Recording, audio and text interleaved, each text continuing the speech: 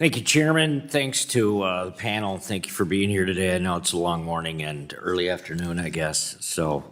And I apologize if some of the questions there's some redundancy, but one of the biggest barriers to improving affordability is the sheer lack of developmental lots. It's something I see in the district all the time. I have draft legislation to create a no-interest revolving mezzanine loan fund to help responsible developers overcome the upfront capital constraints that keep lot development out of reach, especially for projects with lot costs under 100 grand.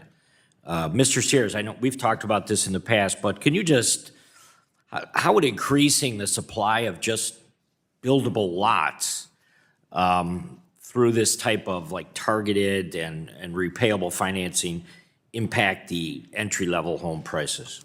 Simple economics, supply and demand. The more supply we have, the more of an impact we'll have on the affordability. And so if we can designate these lots and get them designated to be buildable and then get the builders in there, that will help with the missing homes that we're looking for, whether it's the entry level or the missing middle.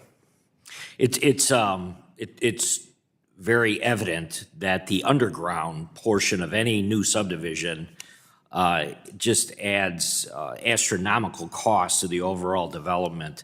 Have you guys seen any strategies on municipalities working with developers or kind of any new ideas out there when it comes to just developing lots in general? Well, as I mentioned earlier, the coalition that we had for the Housing Accelerator Playbook, where we have over 4 dozen examples of the way that municipalities have worked with builders and other governmental agencies in order to streamline the process.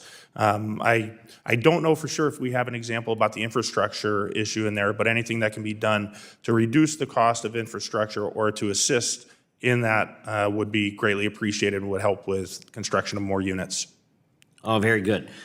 So I've been working on legislation to release GSE conservatorships, and the goal of a bill that I have right now is simply to protect taxpayers, codify the strong reforms that we've already had administratively, but take away the incentives to stray from their charter by making Fannie and Freddie utilities and allow the GSEs to operate under the reforms. So your members work directly, I know, with families to become homeowners. This legislation aims to build on the reforms already in place by moving Fannie and Freddie into utility-style entities. It also is preserving the limited and paid-for government backstop through the PSPAs.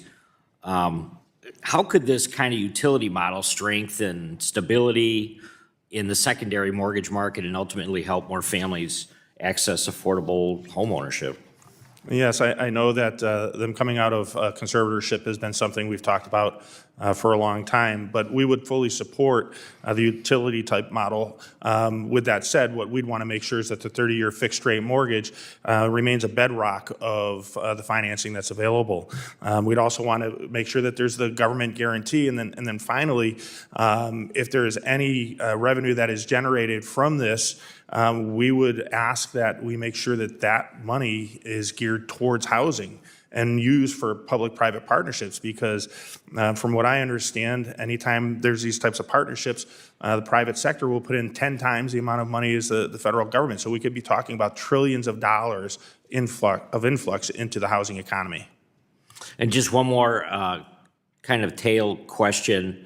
It would be, from your vantage point, what are the most burdensome regulatory barriers that are actively preventing builders from actually moving forward? And I know they work with realtors kind of in the marketing of some of these new developments, but what still is kind of the hardcore thing that really needs to be repealed for this stuff to move forward? A universal one across the country that scares builders and investors is rent control. Absolutely. Thank you so much. Thank you. I yield back.